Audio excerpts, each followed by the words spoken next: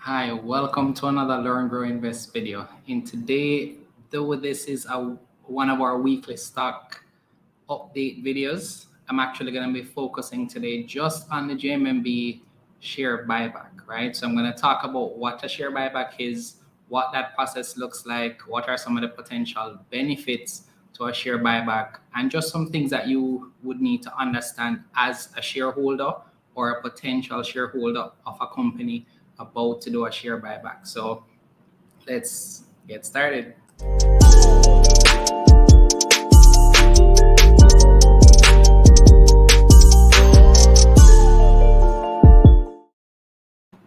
So if this is your first time here, welcome. We're a Bible-based investment community focused on financial literacy and education. So, we're going to open this session with a brief word of prayer. We thank you, Lord, for this day. We thank you for the ability to learn, grow, and invest. Bless us as a community in Jesus' name. Amen. All right. So, let me know who is here. Let me know in the chat where you're joining from. And, if it's your first time here, we do have a Telegram group that you can join immediately after this video where we talk about investing and just the things that, really matter to us as investors. So it's just general conversation, nothing to worry about. All right, so let's start with this, right? So a share buyback. So I'm going to start with the notice that JMMB had put out back in December about the share buyback. Then I'm going to explain what a share buyback is. And then we're going to talk about it for a little bit. All right. So it was announced. This was December 6th, 2021. So it says, please be advised that a meeting of the board of directors on November 25th, the board of directors approved the recommendation made by the management team to execute an open market share buyback program of JMMBGL ordinary shares, right? This exercise is to commence in the FY 2022-2023, which begins April 1st, 2020. The program is intended to be used as a continuing tool for JMMBGL to bolster shareholder value over time and will be funded by the company's cash flows. The directors have approved the allocation of the initial amount of $300 million to fund the program over a one-year period.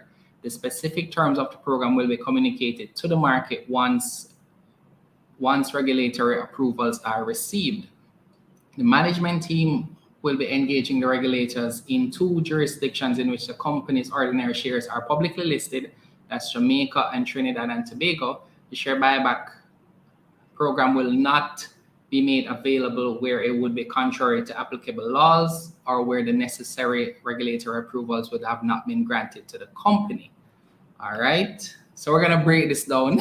All right, there's a lot that you can take from this article, but I'm going to jump over to an Investopedia article that speaks about what a share buyback is to just kind of explain the whole thing, right? So let me zoom in. And guys, if you've never heard about Investopedia, it's an excellent resource to learn about investment terms. Any topic that you can think of is on this page. So feel free to check it out when you have the chance. So it says here, a buyback, also known as a share repurchase, is when a company buys its own shares to reduce the number of shares available, right? So I'm going to pause there. So in this case, let's look at JMMB Group Limited. They have at this point 1.9 billion shares available, right? So the share buyback would essentially be an attempt to reduce that number. So companies buy back shares for a number of reasons, such as to increase the value of the remaining shares available by reducing the supply or to prevent other shareholders from taking a controlling stake. So what the first part means is that essentially the company wants, if there are less slices of the pie to be shared for everyone, then each ownership stake increases. So I'm going to use a very simple example here. So let's say that there are 10 shares available, right? And you have 10 shareholders with one share each. Each owner would have 10% of the company. But let's say now they buy back some shares from 10 to now 6. So instead of each shareholder having 10%, that individual stake actually gets higher. So each shareholder of JMMBGL's stake is going to get higher once the share buyback is completed. Hopefully that makes sense. If it doesn't, just let me know in the comments, right? So let's go back to this, right? So there are 3 takeaways that it's saying here. A buyback is when a company purchases its own shares in the stock market. The repurchase will reduce the number of shares outstanding, thereby inflating positive earnings per share and often the value of the stock. And we'll talk about the value of the stock later on. And then the third thing is that a share repurchase can demonstrate to investors that the business has sufficient cash set aside for emergencies and a low probability of economic troubles. What this means is that typically, there are lots of things that a company would need to do with their money. So buying back shares, depending on the state of the company, would not be always a top priority. But if the company has enough cash flow, and if you want to know how the company's cash flow is doing, then you look at their cash flow statement to see if they do have that money that they're proposing to buy back shares, if it's going to hurt the company's operations or their plans for growth, etc. Right? So I'm going to link this article, and feel free to check it out whenever you have the chance. So after we just finished explaining that, let's go back to some details here, right? So the amount that JMMB plans to use. So the start of the repurchase period is April 1st, 2022, which has already passed as to the point of this video. So it doesn't mean that they're going to start repurchasing at this date. And the reason why you want to take note of that is that it says here that, and the specific terms of the program will be communicated to the market once the regulatory approvals are received. So this is the last notice that we've seen from JMMB. There has been no notice since. So I would take it to assume that the buyback has not been started as yet, right? So that's worth noting. The amount that they're going to use to buy back shares is 300 million. And they're going to be doing it on the open market. It means they're going to go in the queue like the rest of us and purchase the available shares, right? As to what will happen to the shares after they are repurchased, that's for them to state as well. It could be that the shares are removed completely from the shares outstanding. So let's say that they used 300 million to purchase shares at current market price. That's $50 here. Let's bring up a calculator here to see what that would look like.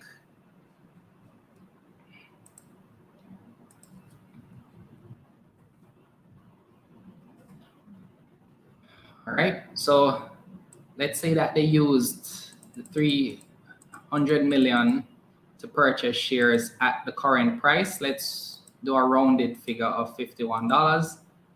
That means they'll be purchasing 5 million shares, right? 5 million shares. They have currently 1.9 billion shares outstanding, right? So the 5 million that you see here is what would be taken away essentially, right? So that's what they're going to do, and it's going to be over the next financial year, which is the one that we're in right now. So this buyback program is going to be sometime between April 1st, 2022 and March 31st, 2023, at any point during that period that they decide. So it's, as I said before, it's not that it has started already. They can purchase at their discretion, and it can be anytime during that period. All right, the next thing to note here is that they will be engaging with regulators in their 2 jurisdictions, because JMMBGL is traded in Jamaica and Trinidad, right? So that impacts their ability to complete this process. They have to get permission from both markets to ensure that they have met. It says here that the buyback program will not be made available where it would be contrary to applicable laws, right? So just in case there is any law in Trinidad or Jamaica that prevents them doing it the way that they want it, they have to go through that process. All right. So hopefully all of that has been made clear from this, right? So there are a few things to look forward to from a buyback process, right? So the benefits that we mentioned before, the available shares become less, so the ownership stake for each shareholder gets greater. We spoke about that already. What will also happen is that you will see it can sometimes be an increase or an improvement on the EPS, right? And that's earnings per share. If there are less shares and the earnings remain the same, then that EPS is going to go up, right?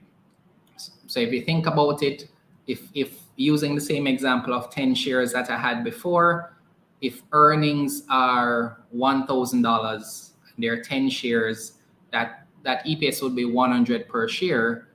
But now if there are less, then that EPS is going to be higher because there are less shares outstanding, right? So you're likely to see a positive impact on the future EPS, assuming that profits remain the same or they go higher, right? Also, it is typically seen as a good thing. I'm seeing Sandy here saying in the chat that it's a good look for JMMB, and I would want to know why, Sandy. Why do you think it's a good thing? All right. So, one of the things you want to think about is, is there anything that the company could have been doing with that money instead of buying back shares? Could they, for example, be potentially using that money to pay a dividend instead? Now, of course, one of the things to think about if it was used to pay a dividend is that, of course, you'll have to think about the taxes that you'd pay to receive that dividend. So instead of 300 million, it's going to be that less any taxes. Because when you get a dividend check, I don't know if you notice that there are taxes that are collected out of that dividend. So that's one thing to consider. What about potential investments in the growth of the company? So it really just depends on the position and the intent of the company, right? We did a review on JMMB last year that you should check out. We went through their financials, and so it's good to know the financial position of the company and see whether or not you think it would be a good idea, as based on what your thoughts are on the company. It's known to give a positive sentiment towards shareholders, though we've seen that not just in our market, but the overseas market as well. And I mean, Sandy has just, said it as well, that it's a good look for JMMB. So usually investors, respond positively to that, right? So let's do what we normally do and just check out JMMB in general, right? So let's kind of see what happened this week. So would have started this week with JMMB trading at $46, right? And what we saw was on Tuesday, the price went, let's actually go to the candlestick chart. On Tuesday, the price went as high, well, it's saying here it's saying here $61.24 on Tuesday, right? And then on Wednesday, went as high as 54, on Thursday as high as 53, and today as high as 52, right? So Tuesday was the day that saw the highest jump in price. And so, I mean, there was nothing that was announced. Let me actually check news here. All right, so there's no news here that has been announced about the company, but investors would have been aware or have been probably thinking about the date of April 1st from the share buyback program was announced. So we don't know, we can't speculate at this point what that increase would have been attributed to. That's not for us to say here, right? So that's what happened this week, and we saw volumes on Monday be as much as 1.2 million, on Tuesday 350,000, 410,000, 159,000, and for today around the same, right? So that's what's been happening year to date. Started the year at $39 or $38 low. Well, let me actually go back to this chart, it's easier. Let's do year to date here. Yeah, $38, and now at $51. So on the year to date, it's up 30%. We saw the 61 being the highest in the last 52 weeks, and it has been at a low of $31. So it's pretty much almost doubled in the last year. All right, so that's one thing to note. We spoke about the shares outstanding already, and the market value of the shares is the market price by the number of shares outstanding. That's what you see there. All right, let's look at their performance. So what we're seeing here, right, and this is extremely impressive. We've gone through the first 3 quarters in terms of their financials. We're waiting on Q4. That should be due in a couple of weeks, if I'm not mistaken. And their performance for this financial year has already surpassed their entire 4 quarters last year. And we can see that easier from this table here. All right, so if we just look at, they've beaten every quarter so far. All right, so I mean, can just imagine what that last report will look like. And of course, because they have an ownership stake in other companies, that will be reflected as well. All right, am I not sharing my screen? Thank you so much. So you missed all of that. I sincerely apologize, but this was the chart that I was speaking about earlier in terms of the price, the information about the shares outstanding, etc. This is what I was looking at now, the performance of the company. All right, so I was saying that, you know, for their current financial year, their first 3 quarters, they have surpassed in earnings all of their previous years, it would seem. Right, and we can see it here in this table as well, that they've done extremely well over the first 3 quarters in terms of earnings. I would typically want to look at the financials as well, just in case this information is not correct. So let me actually do that, right? Because I do not want to see that, just in case. Thank you, non-sequitur and Kai. I was not sharing, so thank you so much.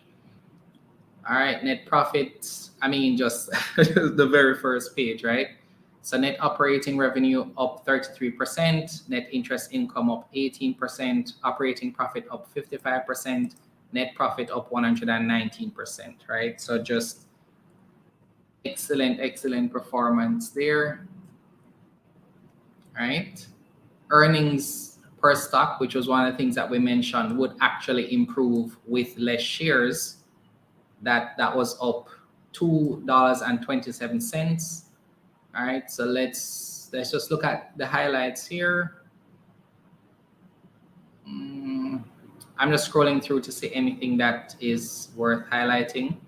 Jamaica contributed to 57% of the group's net profit, with DR and TT contributing 32% and 11% respectively. I'm just going to focus on the financials for now, right?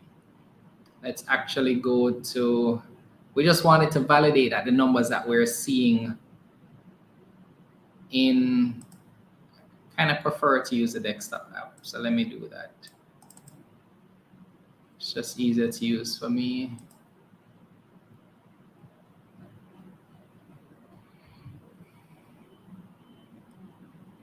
All right, so let me see. They're sharing some of their digital imperatives there. So completion of smart ATMs and ATMs in Jamaica. That was something that we spoke about in the annual report review that we did. So be sure to check that out. Banking operations were brought onto the group's core banking platforms. That's in DR. A significant milestone in their standardization program. That was one of the things they highlighted in their last annual report as in an area of focus. New projects in support of the group's business line diversification strategy will kick off the final quarter. Let's see. They posted net operating revenue of 21.98 billion for the 9 months, and reflecting a growth of 33%. Would have mentioned that before. And this was facilitated by increased economic activity related to the prior period, as well as accommodative monetary policies for most of the period. Furthermore, their clients continue to demonstrate confidence in the value of solutions and services, which was evidenced by strong growth. And that's what we're seeing already. All right, segment contribution. That's financial and related services, that's 62%, banking and related services, 37%, and other. All right, we're not going to go through that right now because this is not really a stock review. Let me actually just go straight to the statement, right? That's what we want to see. We just wanted to ensure that the revenue and earnings figure is correct. 9 months, 8, okay. All right, I think we would have confirmed that, right? Because that's what we're seeing here. So for the quarter, we saw earnings being 3.35, and let's just confirm that that's what we're seeing here. 3.35, right? We just wanted to validate that the number was correct. And for 9 months, we're seeing about 8 billion. So that this looks correct, right? So that's all we wanted to validate. So we got that. And let me actually just, since I'm here. So let's focus on the 9 months. So for 9 months, they would have grown, this seems like by about almost 21%. I think that's what was mentioned. Net interest income is higher. It seems a little blurry to me, so it might be blurry for you as well, but hopefully you're able to see it. Operating profit is up by 2.8 million, and profit before taxation pretty much doubled here for the 9 months, and the profit for the period has doubled, right? So that's just tremendous performance, and I mentioned the growth in EPS from 1.97 to 4.23. So this is just excellent performance from JMMB. Let's see if we can just have a quick look at that cash flow statement. All right, so even just looking at cash and cash equivalents, right? So if you're wondering whether or not they can afford to spend 300 million to buy back shares, this is 72 billion, right? Because this is in thousands. So 300 million from 72 billion. This is something that I think they can comfortably afford based on their available cash, right? It actually makes me ask the question, why don't they put more money towards a share buyback if that's the case? But that's just a question that I would be asking myself.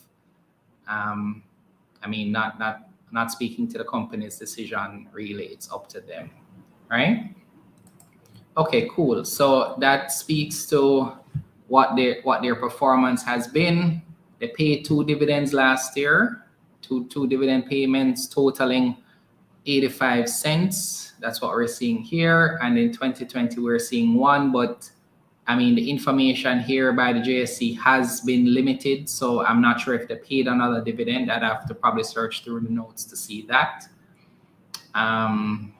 And let me see if there's any news that has come out from them to share. Let me just do a quick search for that here. So let me know if there are any questions in the chat about anything that I've mentioned so far.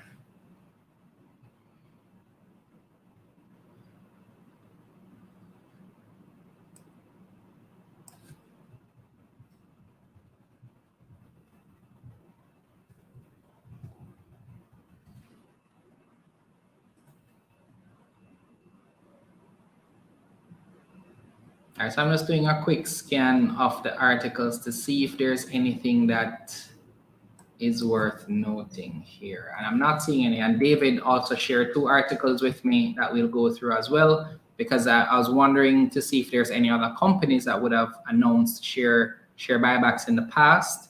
So I asked David Rose about it and he mentioned it. So I'm going to share the article that David shared. All right, so I'm not seeing any news that is worth noting here. Okay, let me actually share this one. Okay. All right. So let me go back to sharing my screen. So the only article that I did see that referenced JMMB was this one about being ready for Jamdex. So let me see where it references them, or maybe okay. JMMB has stated that it's actively working on its digital wallet and is waiting on BJ to approve the final product. JMMB has stated its intention to launch its mobile app by the end of March 31st, but it wasn't launched on schedule. JMMB had a regional outage on March 15th, which limited customers from carrying out transactions or using their systems, right? I think everybody remembered that outage that happened because they had announced it on their social media as well. All right, so that's what that article was talking about. So the articles that David shared with me. So when I asked David which companies on the JSE would have done share buybacks before, let me actually read the message that he sent to me. So he mentioned, in terms of share buyback, he mentioned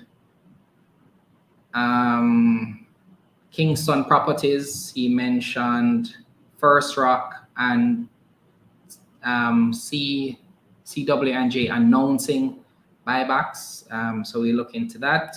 We're actually going to be doing the APO review for Kingston Properties next week. So we look at, maybe we'll speak about that a little more. And then he would have sent me 2 articles, right? So let's see the articles that he sent me. So the articles that he sent me, this was the first one. No, this was the first one he sent me. So this one says FSC profit surges past US $100 million mark, written by David Rose. Shout out to David. Let me actually see if I can zoom in some more.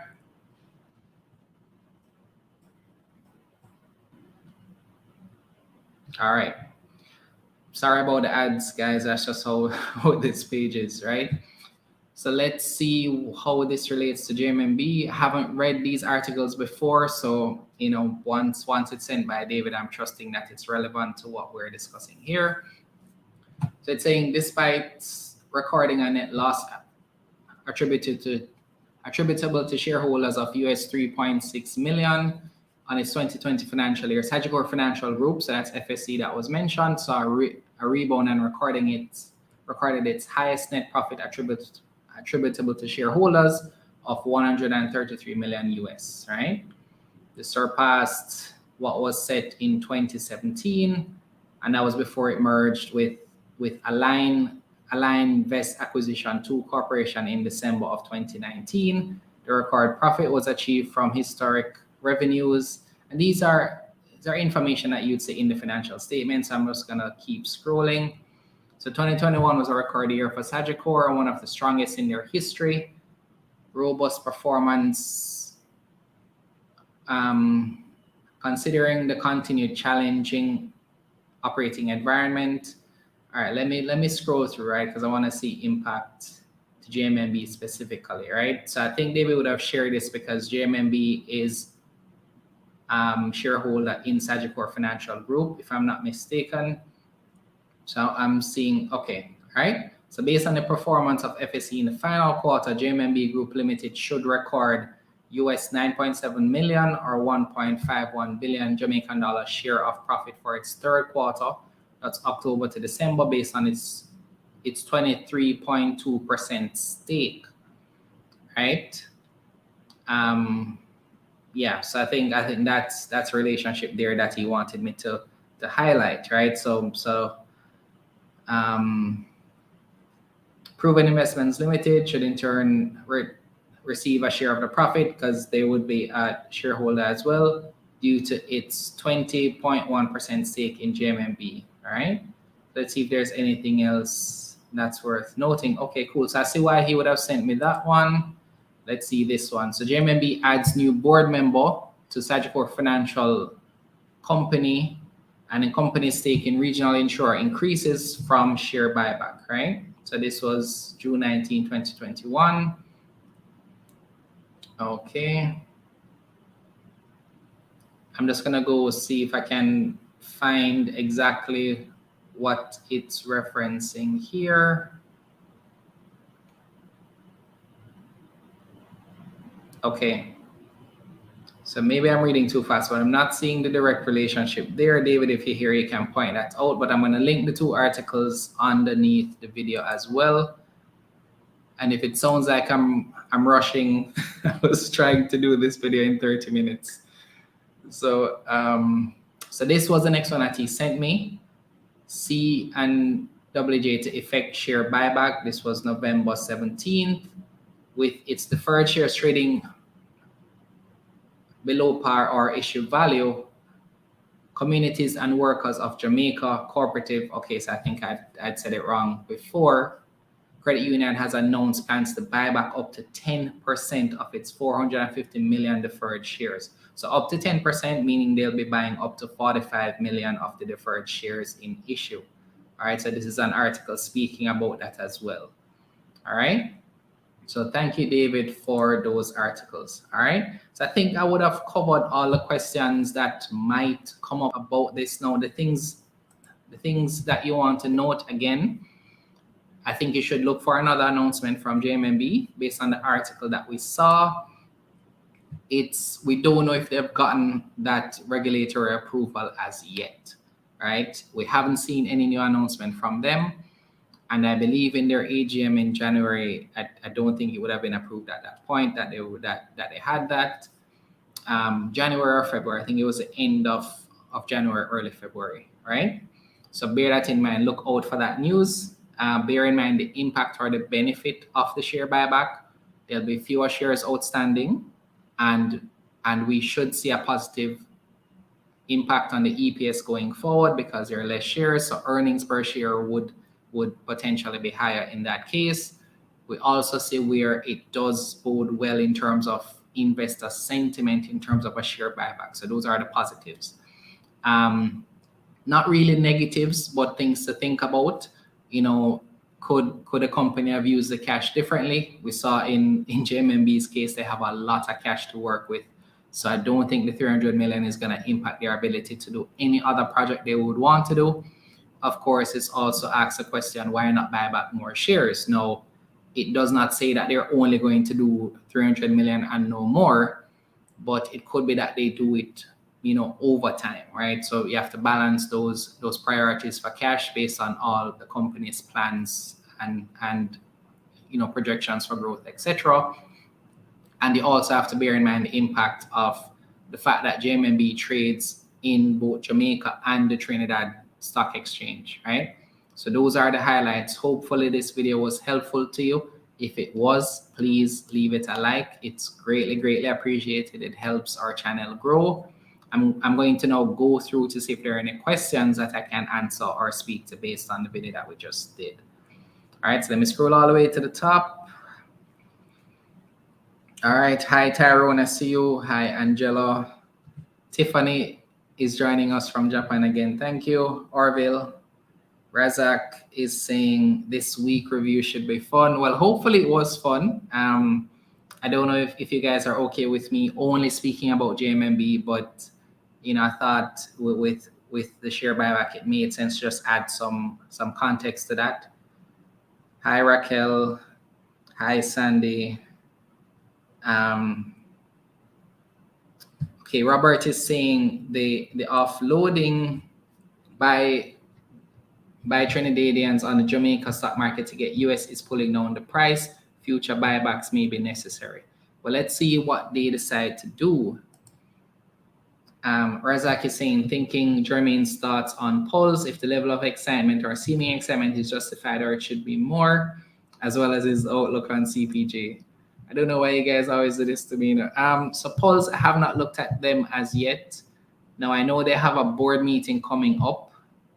So we definitely want to hear what they say there. CPJ, the group, the Telegram group has been quite, they've been liking what they're seeing from CPJ. There were photos of their, I think, a new location in Mobay today that was shared. Have not looked at the company as yet, but I'm definitely interested in reviewing them. Yeah, non-sequitur, same question, right? Is that theory supported by data? That's a question that I would ask as well, Robert. Derby, to the moon with JMMB. Nope, even with the share buyback, it's going to be hard for JMMB to reach figures such as 80 plus due to it being cross-listed. It's best to take your profit before the train is attacked. Wow, that's a little harsh. I mean, let's see, right? Because you can't say that it can't go up higher, because we saw where Massey was over on the Trinidad Stock Exchange, and when that came over, that was 3,200. So I mean, $80 to $100 is not really that. I don't really agree with that. Let me just say it that way. Okay, so Robert is here admitting that it's highly theoretical. Okay, that's fair. They're be saying, I guarantee JMMB will not touch back the $60 mark. Persons don't understand that the need of US dollars by the Trini will hinder the price. So if you wouldn't buy JMMB at this price, it's best to take profit. Well, that's your opinion. That's up to you. Persons can decide on their own what they would want to do. Ricardo is saying that JMMB's statement said initial amount exactly. So that is what I saw as well. Let me go back to sharing my screen. So it does say there, and I'm assuming that this wording would have come from JMMB directly and was very specific. So it says here an initial amount of 300 million. So we don't know if in the future they will increase that amount. That's an excellent point, excellent catch by Ricardo, right?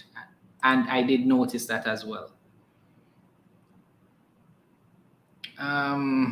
Orville is saying Derby should be careful, he might eat those words. Let's see, right? Not making sense.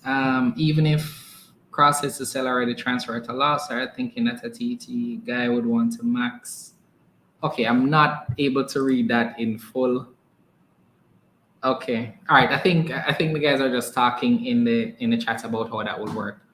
All right, so let me ask you guys a question. We're gone 37 minutes into the video. Do I look at some other companies? Do you guys want me to look at other companies for the next 20 minutes, or do I just end the video here? Let me know what you want. If I check the video and we have at least 50 likes, because there are 78 persons here, if we have at least 50 likes, I'll continue. If not, let's see. Matthew, I don't know why you'd ask me that question. How could I answer that? Matthew is saying, how much of your JSC portfolio is in JMMB? Is that a question to me or to persons in the chat? Right? Because I don't know how to answer that. I think that answer would influence other persons' buying decisions, so I wouldn't feel comfortable doing that. All right. Okay, another company. All right, so the question is about, yeah, let's see how many likes the video has first, because if we don't have at least 50 likes, I'm not going to continue. All right. So I'm just waiting for the app to load to tell me how many likes we have. Okay, so we only have 47 likes, so I'm not going to, I'm gonna give it 30 seconds. If we can get over 50 likes, I'll continue. All right. Hopefully I'm pronouncing this right. Jizzy, how much do you need to invest in the Jamaica stock market to become a millionaire? There are many ways to answer this question, right? If you invest $100,000 and that company grows by 1,000%, you're a millionaire. But are you talking $1 million profit? You know, what is the definition of a millionaire in this case? Somebody with $1 million net worth. Like, so many ways to answer that question, but that's a simple way. So for example, if you had put 100,000 in Fesco, it grew 800% at one point. That would be almost $800,000 now. So it really depends on the percentage profit, right? So what I recommend is that you invest consistently over time. And I mean, $1 million is good, guys, but $1 million is really not a lot of money, right? Sorry to say it that way, but $1 million can't go very far, right? So you want to focus, or at least what I focus on, is levels in, well, let me not even go there, but a millionaire is not, with inflation, with the value of the Jamaican dollar.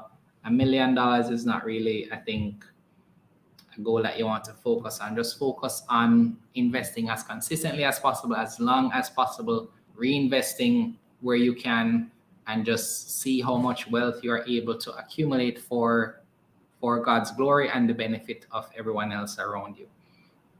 All right. Okay, so we're over 50 likes. Let me check again to confirm. I see the guy saying that, okay, we're at 60. All right, cool. So let's look at Trans Jamaica. I know you guys want to see that one. All right. Trans Jamaican Highway. So, I mean, this company was mentioned on our stocks to watch, the one that we had. Hopefully you guys would have seen it. If not, please check it out. So we saw Trans Jamaica start the week at Monday, $1.45. Now, if you know me, what I do on when we have these sessions is I go through and I look for volume and increases in price, right? So we saw here, if you notice here, the 25th of March, you saw 4 million. Now, in fairness, you saw 4 million there. In February, you saw 5 million there. But what the difference is between these periods is that you saw 4 million there, 4 million, 6 million, 3 million, 14 million. So volume was consistently increasing over this period.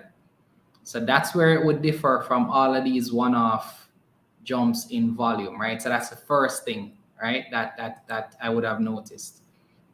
So it started the week at $1.45.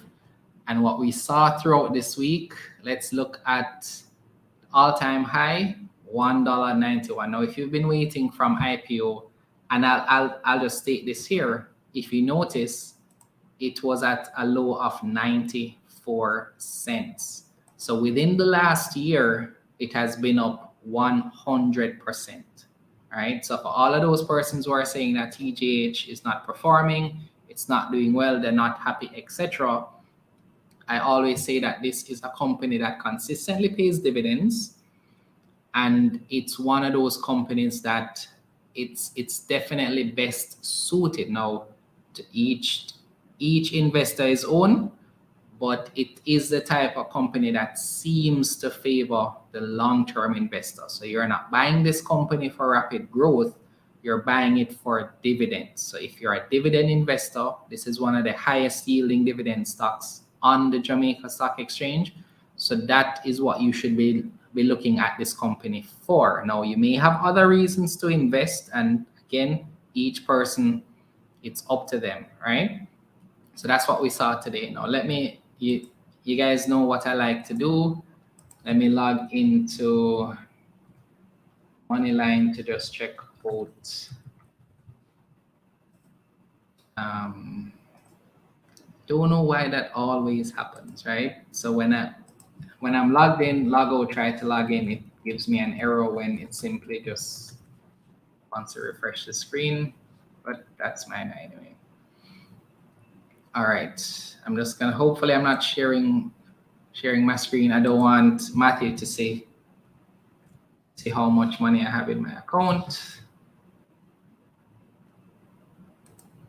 Okay, all right, so this is Trans Jamaica today. So it went high 191, as low as 166. And you guys would have seen me share in the group that if you just look at that from a trading perspective, right? I wanted to see if the percentages would show it here, but no, right? All right. Anyway, so at this point, it would have listed, I believe, in 2020, right? Yeah, around there.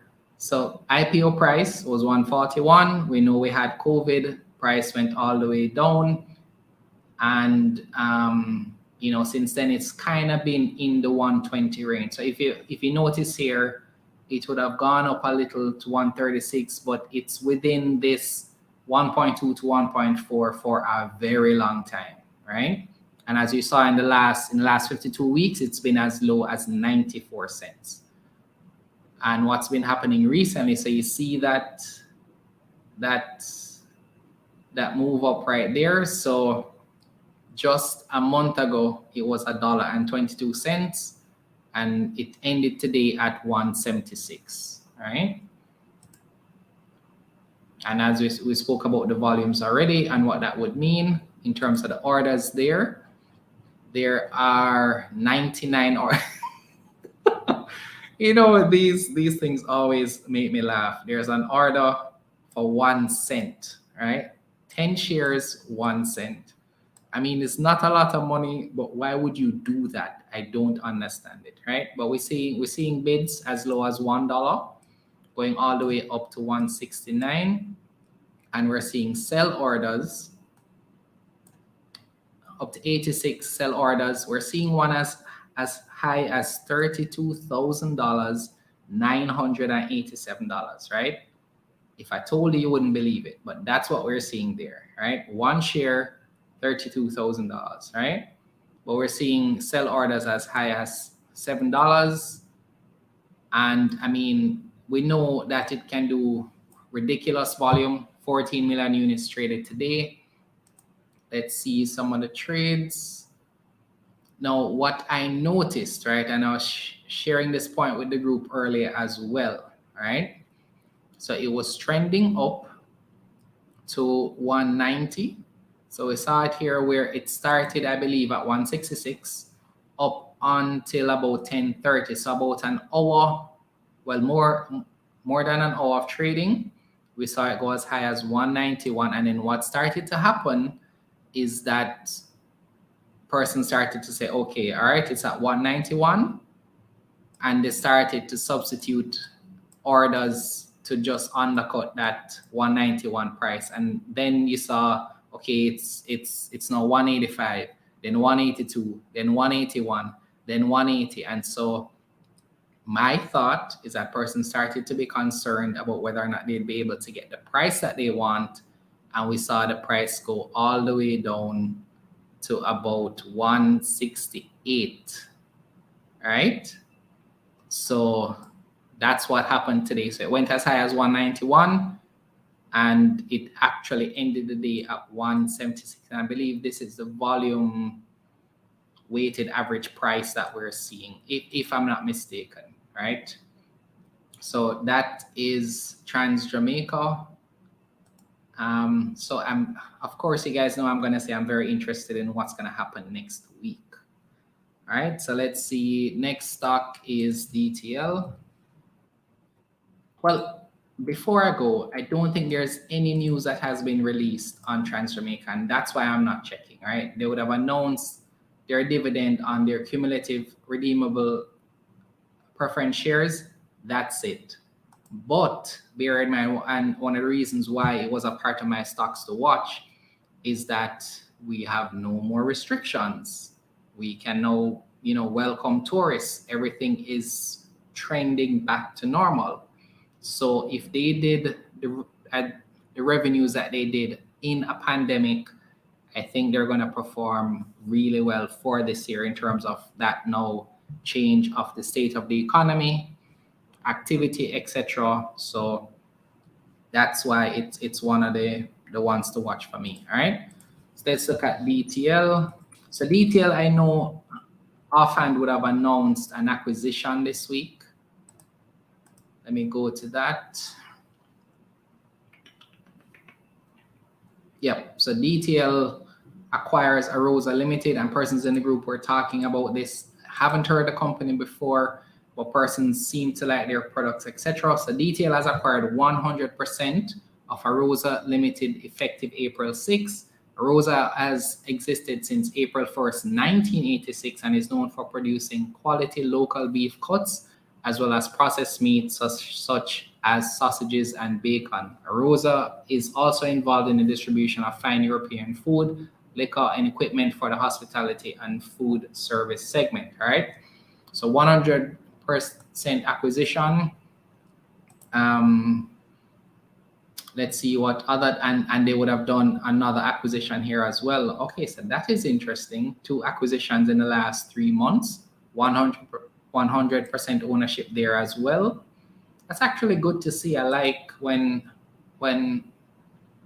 companies have an aggressive acquisition strategy. All right.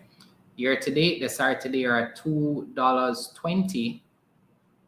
Today, 276, right? That's not really a lot of growth. So that's about 20% year to date. They have 4.5 billion shares outstanding. I think we definitely need to do a stock review on this company. In terms of performance, their 2021 year was better than 2020. And I suspect with the acquisitions that they're doing, you're likely to see an improvement on these numbers as well, depending on the performance of those other companies. And we see for the last year, it has been as high as $3.17, right?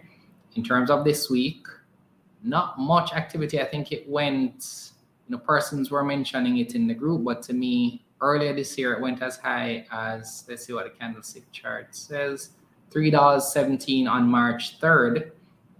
Let's see if that wasn't anything to do with these news in January. Let's see how it's January 18th. There was no immediate movement after the acquisition news. And for the one today, April 7th, slight. When I say slight, that's it for that one there. So we need to do so we did a review of details APO, I believe, way back in January 2021. So we haven't really looked at this company in a long time, but I'd be very interested to see and learn more about these companies that they're acquiring. That bodes well for the company. And so if you're a shareholder, you've probably been very patient, especially if you bought at APO. So, you have been seeing some movement. So that's good. But we need to do a full review of this company. So persons can remind me in the Telegram to check them out. All right. Let's see if there are any other questions because we're closing this live off in 5 minutes. All right. Spurtree. I'm not going to talk about Spurtree this week. There's nothing new about Spurtree. Their report is due on the 15th of May, so look out for that. Nothing new about Spurtree really, but I would say if you're a shareholder, you want to be paying attention to them over the next few weeks is what I would say if you're a shareholder. I agree, Orville. Consistency, dollar cost average is the way to go. They're saying God will come up before Transmaker reach 32,000. Trust me, I would love that person who has that order. Just message me privately. I would love to meet you. Really appreciate that if you let me know. Spurtree has been doing acquisitions as well. Yes, we did see that in their prospectus. Spurtree is known to do acquisitions. They mentioned a couple of companies there. Yeah, you're right. You're right. Excellent point. Domingo is saying they bought some shares in Kingston Wharves a while back before knowing much about stocks. The price has dropped, but they do dividend consistently. All right, so I don't know them personally. Let me see if I can look at them quickly here. Kingston Wharves. Now, the way in which we analyze companies, right? So we have a very specific process which we use, and this is what we recommend that you do. So we do a 3-phase process. First phase, we look at the company. We want to understand everything about it, the product, services it provides, etc. We look at the climate, the environment that it's operating in, what are the economic things that impact it, macro, micro, etc. Then we look at their competition. Who are they competing against, whether listed or otherwise, right? Who are the main players in the space in which that company is operating?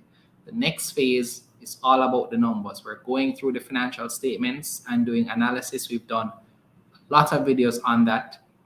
Next, we want to do a valuation, right? We want to look at things like PE. We want to see, where the company is valued in relation to other companies. And the third piece of that, oh my gosh, I know phase two is all about the numbers. So, okay, financial statements, financial ratios, and valuation, right? That's phase two. So it's all about the numbers, all about the financial statements. And phase three, you want to look at the price history. That's what we do here. And an example of that, right, would actually be looking at greater than the 1 year period. We want to see as far back as possible. So I try to get data as much as 5 years on a company. So we want to see how the company has performed over the last few years. Then we want to see what their projection for growth is, right? So are they doing acquisitions? Are they, positioning themselves for growth? What are the future prospects of the company? And then finally, we want to do a projection based on price. And there are many ways to do that. We haven't covered that yet, but we're going to have a valuation session very soon. So we'll speak about how you could potentially do that. But a simple way to do it is that you could look at the PE for a company if it's considered undervalued and see what the price could potentially be if it was to be on par with the average PE of that industry, right? So that's just, Domingo, how I would recommend that you look at Kingston Wharfs before you decide what to do, right? Because sometimes we buy a company, the price goes down, we sell that company, and then the price starts to go up and we're like, what happened? I don't understand. So you want to go through that process first. Once you own it, you're already a shareholder. Evaluate the company first, speak to your financial advisor, and then you can make an informed decision on the company, because I would imagine a lot of persons who sold their Trans Jamaica probably, wishing that they didn't do that now based on what would have happened this week. Maybe you sold last week thinking that it's not going anywhere, right? So just a simple example. Now, I'm not saying that you should buy Trans Jamaica or you should buy Kingston Wharfs. I'm just making the point that these things can happen, right? So before I go, I wanted to mention to you guys that we're having the APO review for Kingston Properties Limited. I'm pleased to announce that we should be able to interview the CEO of the company directly. So please join us next week, Thursday, live at 6:30. We're gonna do the prospectus review, and then we'll be able to interview the CEO and ask him any questions that we have about the prospectus live. All right. So, feel free to check this out. Also asking you to subscribe to our channel, follow us on all social media platforms. I think we're close to 2,000 followers on Instagram. I'd greatly appreciate it if you went over there and followed us. Is there anything that I'm missing? Anything else, guys, I'll share it in the Telegram group. Thank you guys so much for being here. Really do appreciate it. I will see you in the next video.